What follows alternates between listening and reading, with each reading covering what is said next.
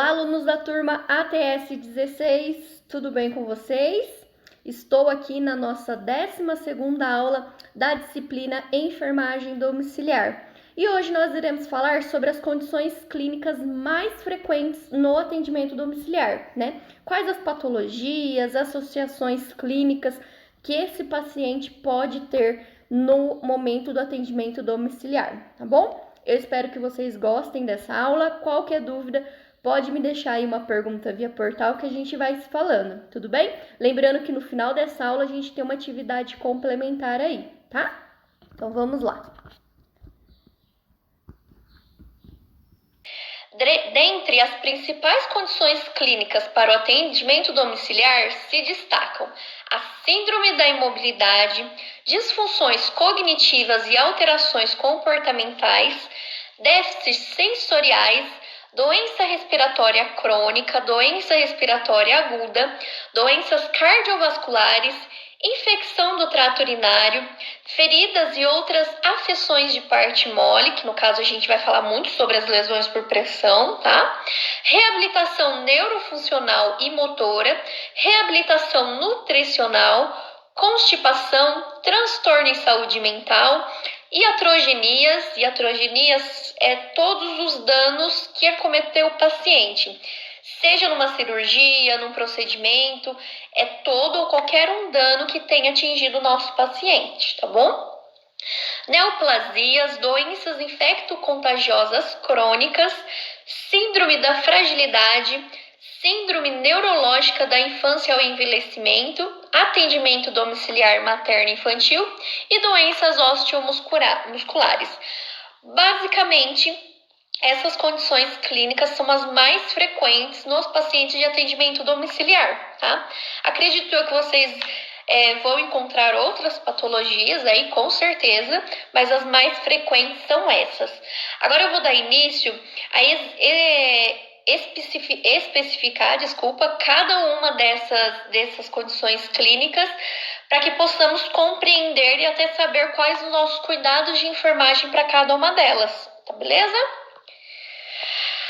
A síndrome da imobilidade acomete aqueles que não conseguiram obter seu desenvolvimento neuromotor ou da capacidade funcional do indivíduo da plenitude de suas vidas. Então, quando a gente fala da plenitude das suas vidas, então nós entendemos que essa sensibilidade, síndrome da imobilidade, ela vai envolver tanto um trauma automobilístico, a idade, né?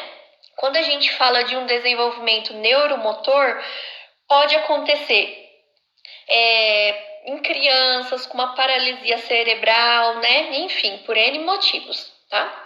Como exemplos da síndrome da imobilidade, doenças perinatais com grande comprometimento motor, que são as paralisias cerebrais, e aquelas associadas a disfunções diversas, cognitivas, sensorial, entre outras.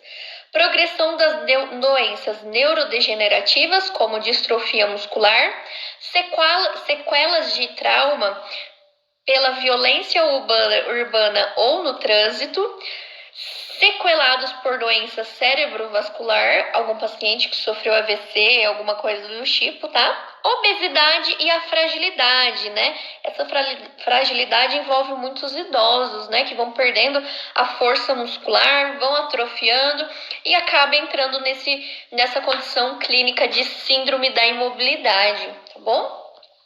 Disfunções cognitivas e alterações comportamentais. Como na síndrome da imobilidade, que basicamente é descrita como a disfunção motora, as disfunções cognitivas abrangem da infância à velhice e podem acompanhar ou não a síndrome da imobilidade, dependendo da condição clínica e do estado da doença. Como exemplo, para essa condição, existem as crianças geradas por mães sem assistência pré-natal adequada e que nascem com algum problema genético, com síndromes genéticas ou sequelados de trauma ou de acidente cerebrovascular e outras doenças neurológicas degenerativas, com ênfase para as demências. Então, por que que a gente diz, né, o Ministério da Saúde preconiza tanto a questão do pré-natal, né, que por lei são 7 consultas, o mínimo, e entre essas consultas existem a realização de alguns exames de ultrassom programado, tá? Tanto os exames de sangue, os exames laboratoriais, quanto de imagem que envolve ultrassom, eles são capazes de identificar síndromes intrauterina, né? E aí, a partir disso, conseguir intervir de algum método, tá? Mas as mamães que não realizam pré-natal, elas estão predispostas a gerar aí um RN, né? Um feto que pode ter, não quer dizer, não é lei, né? Não é padrão, mas pode ser que tenha-se alguma comorbidade que não é identificada durante a gestação, e quando nasce esse RN vem com alguma disfunção aí, seja ela cognitiva, motora, qualquer uma do tipo, tá bom? São pacientes que não conseguem solicitar ajuda quando apresentam algum mal-estar ou agravo. Por isso, a comunicação não verbal e a observação de mudança na funcionalidade são essenciais na assistência a esses pacientes. Então, quando a gente está lá na casa do paciente, prestando um atendimento domiciliar, muitas vezes esse paciente com paralisia cerebral ou alguma sequela, né, cerebral, eles não conseguem se expressar verbalmente. Então, nós, quanto profissional de saúde, e até mesmo quando a gente cria um vínculo com o paciente, nós conseguimos identificar alterações na expressão facial desse paciente, na alteração de sinais vitais, né? São indicativos de que algo não está certo, que não está bem, tá bom? Déficit sensorial. Pacientes com comorbidades que apresentam hipoacúsia ou acuidade visual baixa têm alto risco de acidentes e dificuldade para o autocuidado. A equipe de saúde deverá se adaptar ao contexto do paciente para potencializar aspectos positivos do núcleo de cuidado, ao mesmo tempo em que deverá reconhecer limites e apoio à família na reorganização do ambiente para que fique o mais funcional possível para o indivíduo com deficiência. Então, quando a gente fala em déficit sensitivo, a gente está falando desde uma alteração mais impactante até um pé diabético, né? Que esse paciente às vezes tem que tomar cuidado onde pisa, os calçados, o ambiente tem que estar o mais livre possível, justamente para que esse paciente, se ele tem mobilidade preservada ou até mesmo se locomove aí numa cadeira de rodas, para que ele não bata, né? Por exemplo, um cadeirante que não sente, tem déficit sensitivo em membros inferiores. Pode ser que ele bata esses membros inferiores em algum móvel, cause alguma lesão e não sinta, né? Então, nós, quanto profissionais de saúde, nós devemos ter uma visão holística, ampla de todo o ambiente e não só o paciente em si, tá bom? Continuando aí na questão de déficits sensoriais. Aqueles com sensibilidade cutânea diminuída têm risco de lesões traumáticas de membros, classificadamente nos casos de pacientes portadores de neuropatia periférica e hanseníase. Aí vai entrar a questão dos diabéticos também, tá bom? Doença respiratória crônica. Neste grupo de pacientes, a hipóxia e ainda retenção de CO2, para casos mais graves, demandam atenção quanto à prevenção de intercorrências agudas, a monitoração de oxigenoterapia e os cuidados paliativos nas fases mais avançadas. Então, temos que verificar a saturação desse paciente, né? Se ele tem uma DPOC, uma doença pulmonar obstrutiva crônica, muitas vezes, ou ele já vai estar com desconforto respiratório, vai estar lá. Então, além da queda da saturação, a gente identifica esse desconforto respiratório no paciente e é necessário entrar com uma suplementação de oxigenoterapia, tá? Conforme prescrição médica. Ou esse paciente pode nem ter o desconforto respiratório, mas a saturação dele, que o normal é de 95 a 100, essa saturação do paciente pode estar 85, 70, mesmo ele não tendo esse desconforto de ficar... ele está com a saturação baixa, ou seja, ele está retendo muito CO2. Nesse caso também é necessário estar entrando com a oxigenoterapia, tá bom?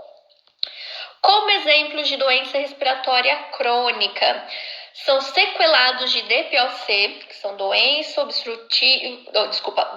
pulmonar obstrutiva crônica, fibrose pulmonar, hipertensão pulmonar, neoplasias pulmonares, fibrose cística, cicatrizes pulmonares por tuberculose ou micoses pulmonares e outros aspiradores crônicos aí, tá bom?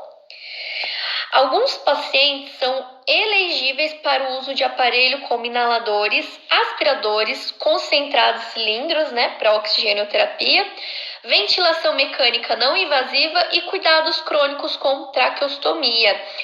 Então, muitos desses pacientes, eles precisam de uma suplementação de O2, né, de oxigênio.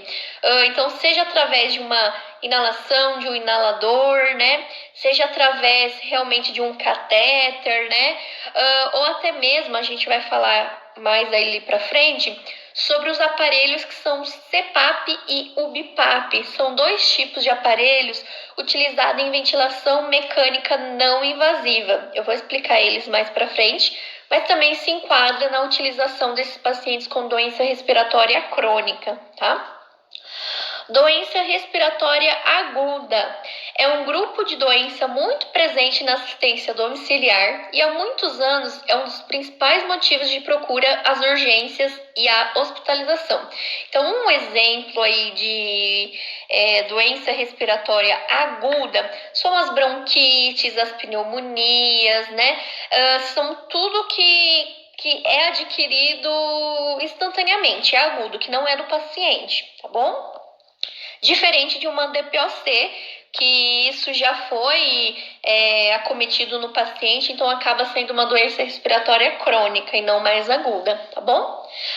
Dentro do perfil que se beneficia com a abordagem domiciliar, estão os pacientes que necessitam de tratamento de traqueobronquites e broncopneumonias, abscessos pulmonares com possibilidade de antibiótico terapia domiciliar pelo quadro clínico relativamente estável, sejam eles previamente ígidos ou pneumopatas crônicos, ou ainda portadores de outras doenças crônicas como ICC, que é insuficiência cardíaca congestiva, broncoaspiração crônica, entre outros. Então, normalmente, esses pacientes que têm uma condição clínica de doença respiratória aguda, é necessário entrar com esse antibiótico terapia. Muitas vezes, esses pacientes precisam ficar internados para tomar essa antibiótico terapia, tá bom?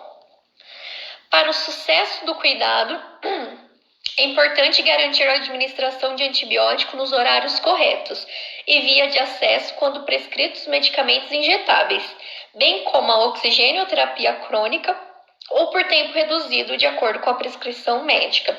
É muito importante seguirmos os horários do antibiótico, porque se atrasarmos 1-2 horas, acaba se perdendo o ciclo desse antibiótico, tá? Então, o que era para fazer efeito, né, atingir lá o foco pulmonar, urinário, se nós não seguirmos a prescrição em horário correto, acaba quebrando o nosso ciclo de antibiótico terapia. Os cuidados com higiene brônquica são fundamentais. Alguns pacientes que não a realizam espontaneamente podem necessitar de aspirador de secreção.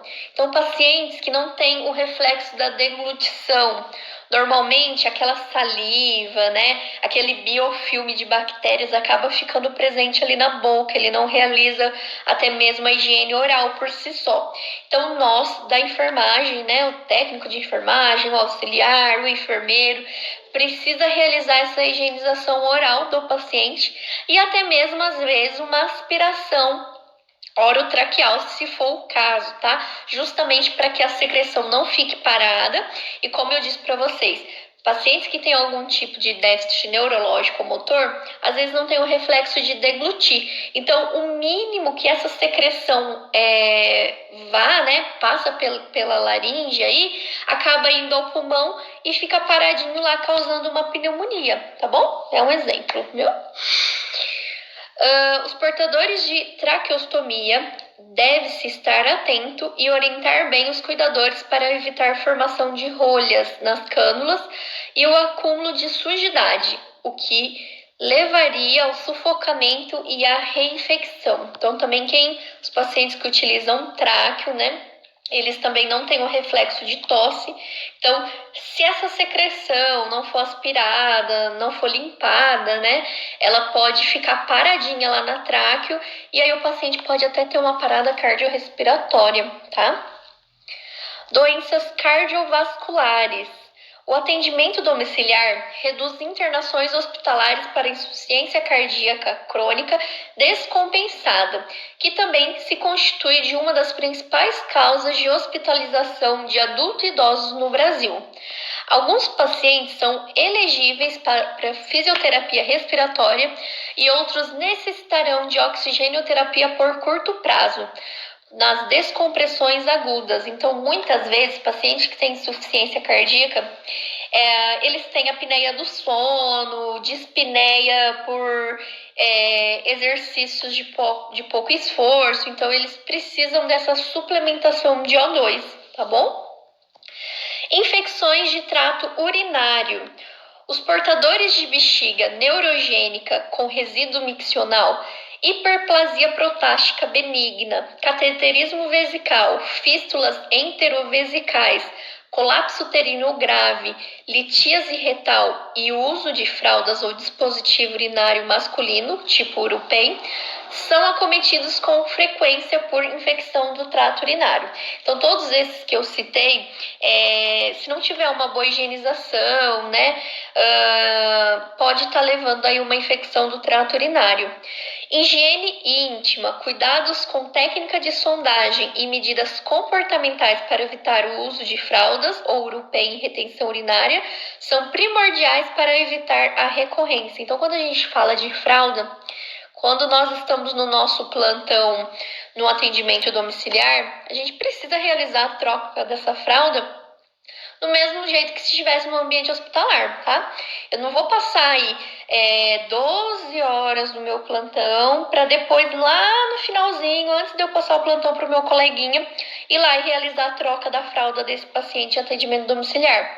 Não façam isso, porque isso é uma predisposição para uma infecção do trato urinário. São fatores de risco que levam a esse tipo de infecção, tá bom? Os cuidados quanto ao acesso de infusão de antibiótico injetável e controle sobre falha ou sucesso terapêutico, além das relações adversas pelo uso de antibiótico, deve ser monitorada pela equipe. Então, no mesmo caso lá das pneumonias, né, das doenças crônicas agudas, né, que é necessário antibiótico terapia, para as infecções do trato urinário também, tá? Então, a gente deve ficar atento quanto aos horários dos antibióticos também, tá bom? Feridas e outras afecções de partes mole. A gente vai falar muito agora sobre LPP, lesão por pressão, tá? No surgimento das lesões por pressão, vários fatores de riscos devem ser considerados. Por exemplo, síndrome da imobilidade, má perfusão tissular, anemia, desnutrição, hipóxia, déficit cognitivo e déficit de comunicação, entre outras condições clínicas, tá? Por isso, as intervenções para prevenção e tratamento são interdisciplinares.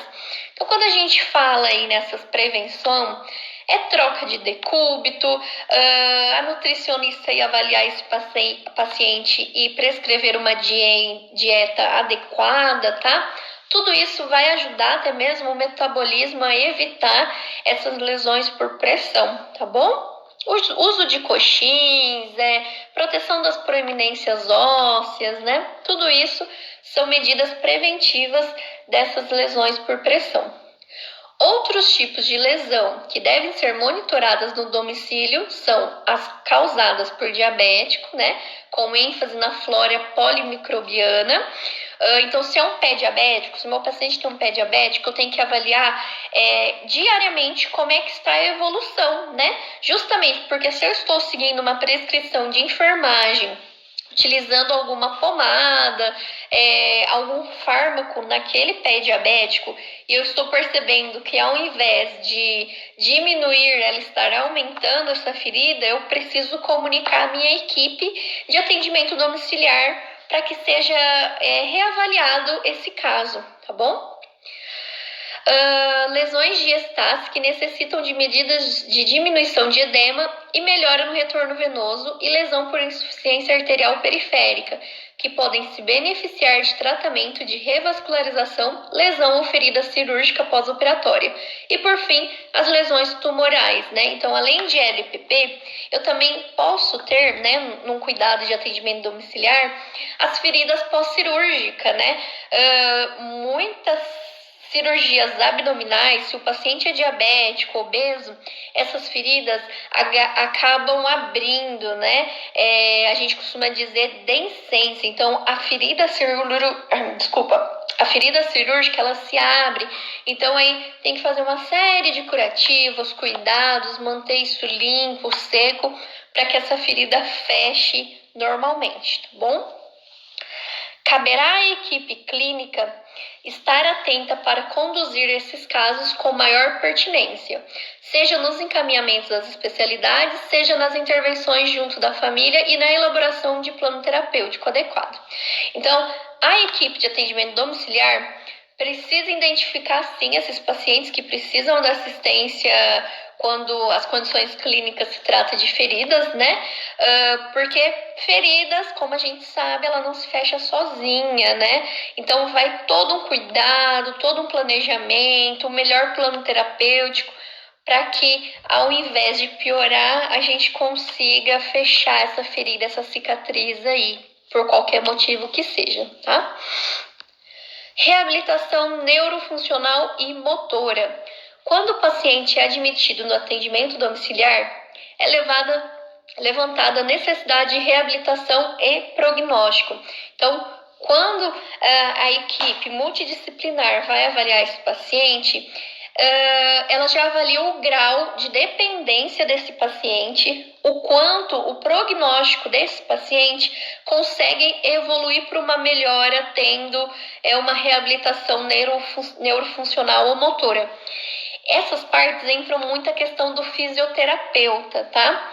Mas nada impede que nós, como técnicos de enfermagem, como auxiliar, como enfermeiro, nós possamos realizar alguns tipos de exercício para fortalecer a força muscular do paciente, tá?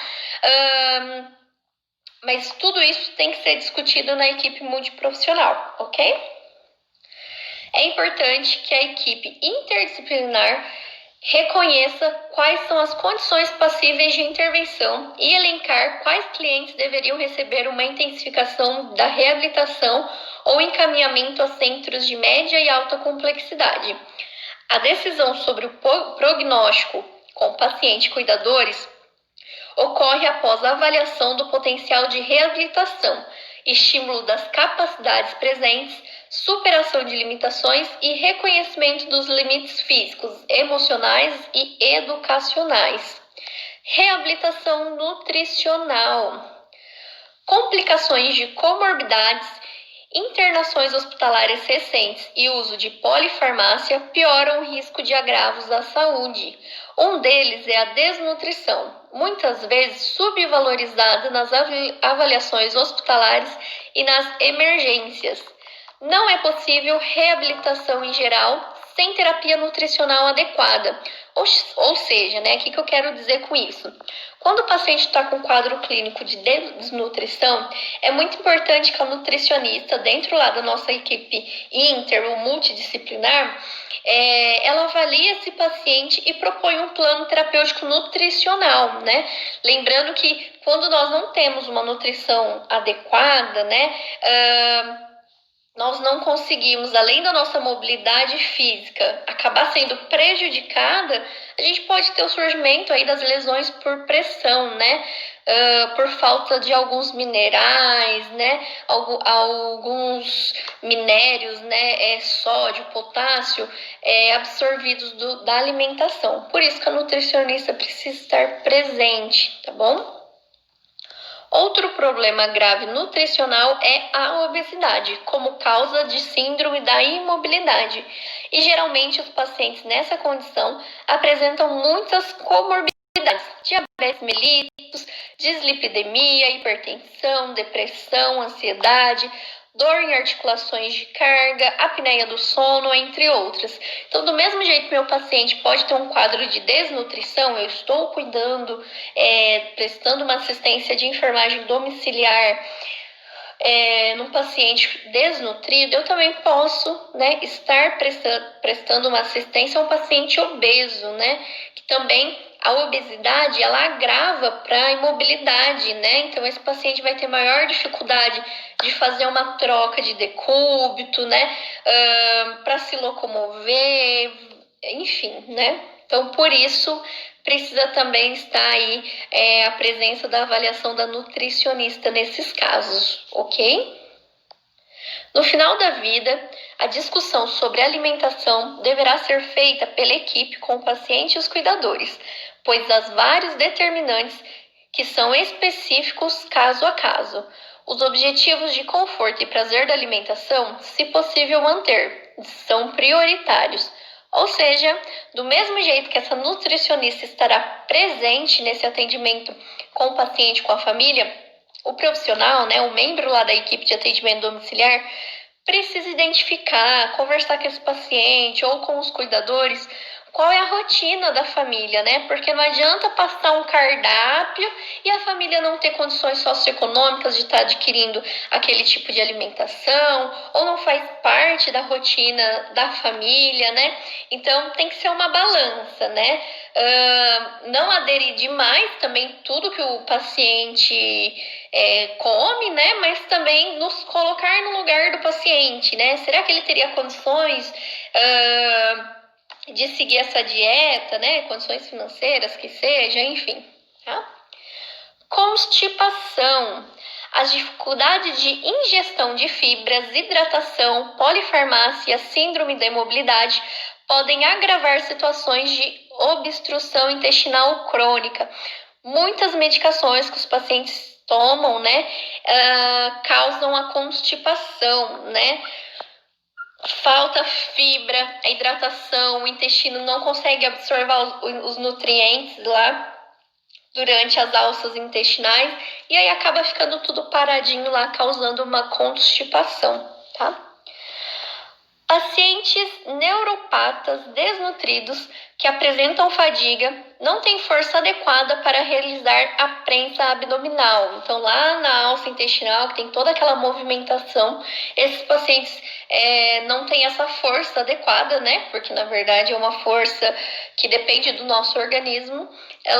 Eles não têm essa força para realizar as movimentações, as compressas intestinais aí, abdominal, tá? Com a evolução da constipação, decorre a distensão abdominal. Esse paciente vai ficar com cólica, vai ficar com dor, tá? Não sei se vocês já passaram por isso, mas quando nosso reloginho, né, que a gente costuma dizer, não funciona, a gente fica mal-humorada, fica com dor, né, cólica, enfim. Só quem tem sabe como é, né?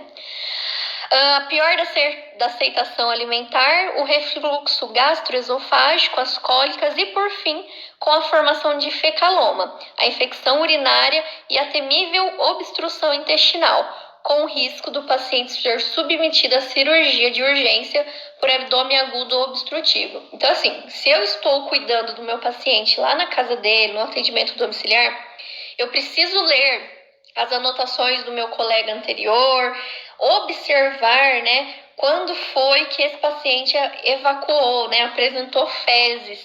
Porque se esse paciente para lá 4, 5 dias sem evacuar, ele pode ter uma obstrução, né, causar um fecaloma, né? Então, e esse fecaloma, muitas vezes o paciente precisa ir para um hospital para fazer um clister, um fitedema, qualquer coisa do tipo, tá bom? Ou muitas vezes acaba resultando até mesmo em cirurgia de urgência, né? Porque vai ficando tudo parado, o abdômen distendido pode causar um abdômen agudo obstrutivo, tá? Por isso que a gente precisa observar e sempre esses detalhes anotar no prontuário, tá bom? Assim, a monitorização das eliminações de fezes é importantíssima, de fácil intervenção para evitar agravos que pioram muito as condições de saúde dos nossos pacientes. Transtornos mentais. Adoecer requer capacidade adaptativa tanto do paciente como do seu entorno. Então, não só do paciente, a família também precisa estar preparada em como lidar com o paciente com transtornos em saúde mental, tá bom? A presença de doenças crônicas aumenta a frequência de distúrbios de ansiedade, humor, baixa autoestima e estresse do cuidador. Dentre eles, a depressão causa extremo impacto, pois pacientes deixam de se cuidar, não veem sentido na recuperação, mesmo que parcial, e esforços dos cuidadores parecem em vão. A partir daí, o binômio, que é paciente ou cuidador, paciente profissional, né, adoece ainda mais. E deve-se tomar cuidado para a equipe de saúde não se afastar ou não reconhecer que muitos casos de má aderência podem estar associados a quadros depressivos. Então, vamos imaginar aí um paciente jovem que sofreu um acidente automobilístico, que entrou como condições clínicas aí a síndrome da imobilidade, ele não consegue se movimentar, teve aí um déficit na fala, né? Esse paciente, que antes era um paciente normal, né, não era nem considerado como um paciente, tinha as suas rotinas, a sua vida, quando se vê numa situação dessa, principalmente quando é recente, né, esses pacientes podem ter uma predisposição para depressão e não aceitar a melhora do quadro, a aderência desse plano terapêutico estabelecido pela equipe, tá? Isso a gente precisa observar muito, porque em alguns casos precisa sim ter intervenção aí de um psicólogo, né? E não só com o paciente, até mesmo com a própria família, tá bom?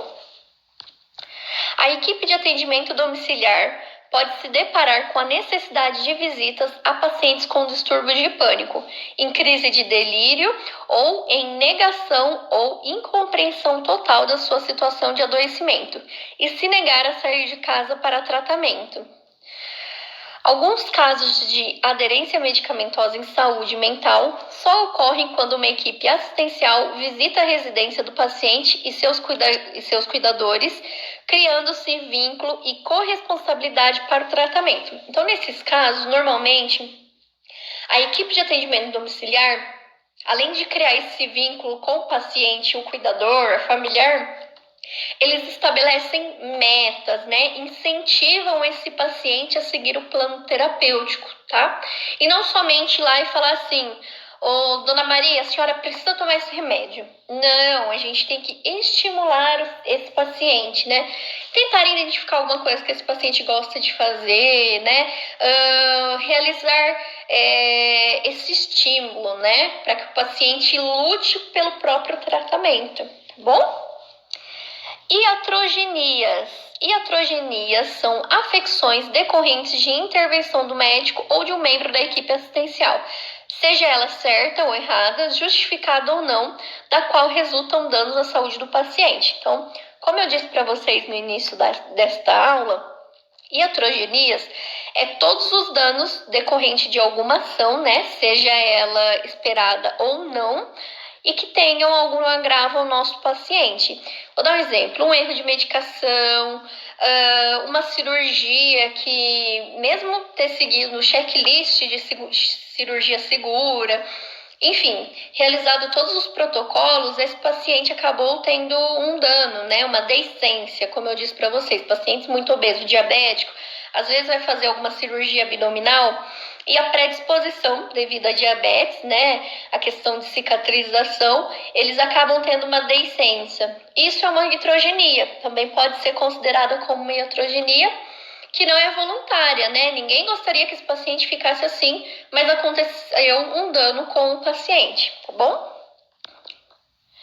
A síndrome iatrogênica não é só uma das grandes síndromes geriátricas, mas também ocorre em outras faixas etárias, principalmente populações fragilizadas com a diminuição de suas reservas funcionais, portadores de comorbidades que têm problemas de comunicação, entre outros.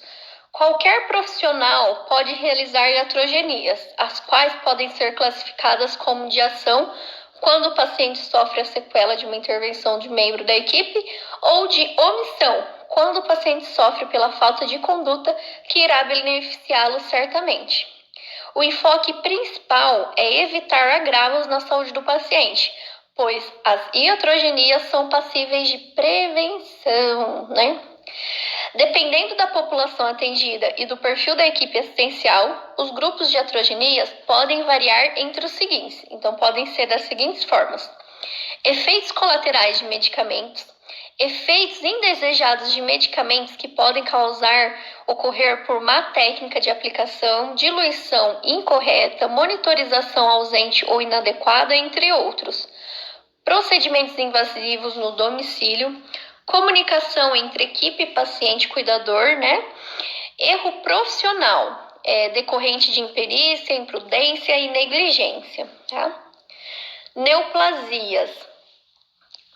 Haverá situações em que o paciente oncológico será encaminhado para o atendimento domiciliar, não só na fase de cuidados paliativos, e sim nas fases de tratamento curativo e paliativo concomitantes.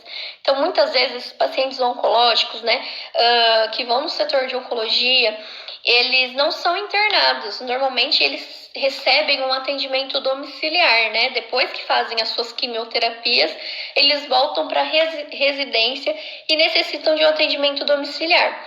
Essa interação entre equipe oncológica e equipe do atendimento domiciliar, essa rede, né, essa interação de referência e contra-referência, precisa estar muito bem alinhada, né? Porque quem está lá na casa do paciente, o profissional de enfermagem que estiver lá, ou o médico, ou o nutricionista, precisa entender de fato exatamente qual é o plano terapêutico estabelecido na oncologia, para que ambos sigam o mesmo caminho, né? Para fornecer um bem-estar, um conforto ao nosso paciente oncológico, tá? Um ótimo conhecimento clínico da evolução da doença de base, a comunicação com as equipes de onco, rádio e cirurgia para abordagem integral do usuário são importantes para o andamento do tratamento domiciliar. Dependendo do diagnóstico do paciente encaminhado, alguns cuidados clínicos comuns são levantados. Cuidado com ostomias, né, com tráqueo, gastro, jejuno, colostomia, nefro, feridas tumorais, tratamento das sequelas de radioquimioterapia, controles metabólicos, abordagem de reabilitação, controle de dor e outros sintomas, prevenção de lesões ósseas, prevenção de acidentes contra fraturas ósseas por portadores de metástase óssea. Então é por isso que é tão importante ter essa comunicação de quem está cuidando lá na residência e de quem cuidou lá no atendimento oncológico, tá bom? A equipe de atendimento domiciliar precisa estar total à parte de tudo que é realizado com esse paciente em serviços externos, tá? Nesses pacientes, são esperadas intercorrências como dor intensa, assídua, hemorragias, dispneia e outros. Tudo isso são agravos de uma quimio, de uma radioterapia, tá? Levando em consideração mal-estar, vômito, perda da força, enfim. Frequentemente, em atendimento domiciliar, se forma especial nos usuários mais frágeis, dependentes e terminais existentes em infecções crônicas. Quando a gente fala aí de doenças infecto-contagiosas crônicas, tá? Alguns exemplos de doenças infecto-contagiosas são síndrome da imunodeficiência humana adquirida, que é a SIDA, né? Tuberculose, hanseníase, osteomielite e malária. Nesses casos, o monitoramento dos contactantes é facilitado com a visita domiciliar, assim como a aderência medicamentosa. Também precisamos estimular esse paciente a seguir o tratamento medicamentoso, tá bom? Síndrome da fragilidade pode se manifestar clinicamente como perda de peso, diminuição da resistência, diminuição da força e lentificação psicomotora. Tudo isso associados ou não às várias comorbidades e ou incapacidades. Isso se envolve muitos idosos também, tá?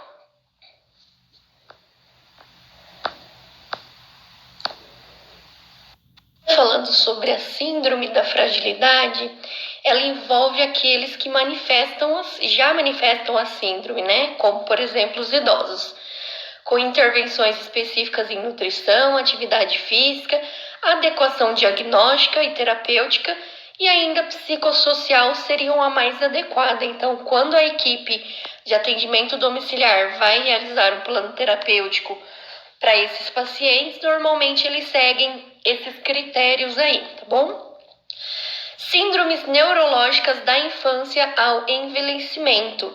Nesse momento, nós vamos falar sobre um possível AVC que possa acontecer aí ao longo da vida, um Parkinson, Alzheimer, né? E outros tipos aí de patologias, de diagnóstico clínicos, tá?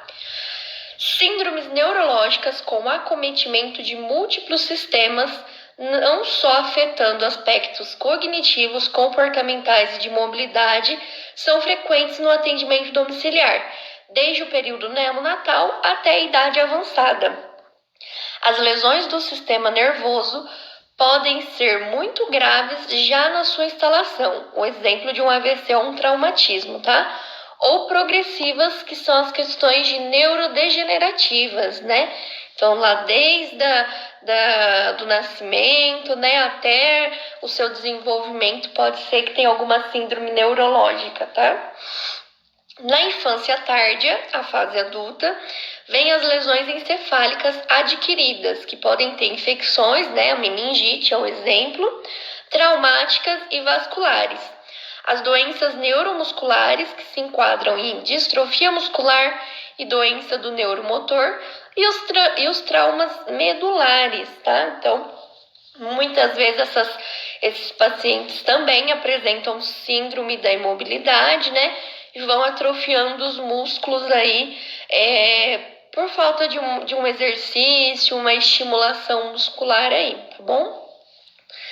Na velhice, há grande predomínio das doenças cerebrais degenerativas, entre elas as doenças cerebrovasculares e as demências, né, que são os Alzheimers, e as extrapiramidais, que são os Parkinsons, atrofia de múltiplos sistemas, paralisia supranuclear progressiva, entre outras.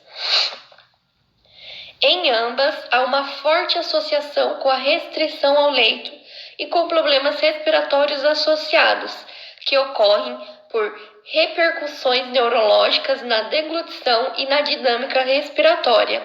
Este é um grupo de risco para internações prolongadas, iatrogenias e infecções hospitalares, sendo alvo prioritário no atendimento domiciliar. Então, muitas vezes, esses pacientes que têm condições clínicas que afetam o sistema neurológico, eles precisam de uma oxigenoterapia.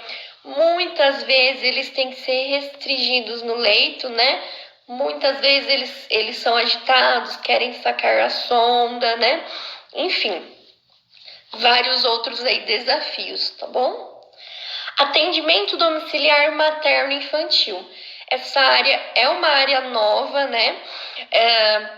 Na verdade, não tão nova, ela não era tão desenvolvida no atendimento domiciliar, tá? Mas se trata muito da rede cegonha, né? Do vínculo da mãe com o bebê e o profissional de saúde.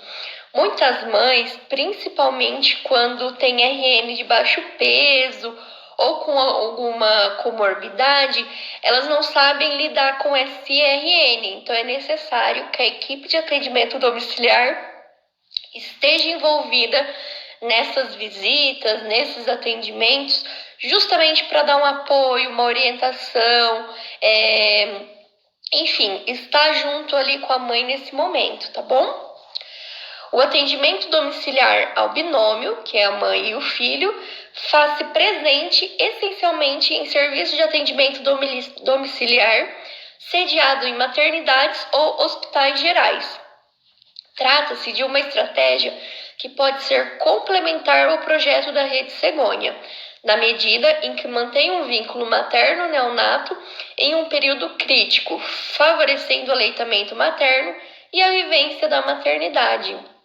Este cuidado é direcionado em especial a neonatos com indicação de fototerapia, prematuros e ou de muito baixo peso, que necessitem de antibiótico terapia venosa e de terapia respiratória não invasiva, além de cuidados a lactantes com déficit neurológico, traqueostomizados ou gastrotomizados.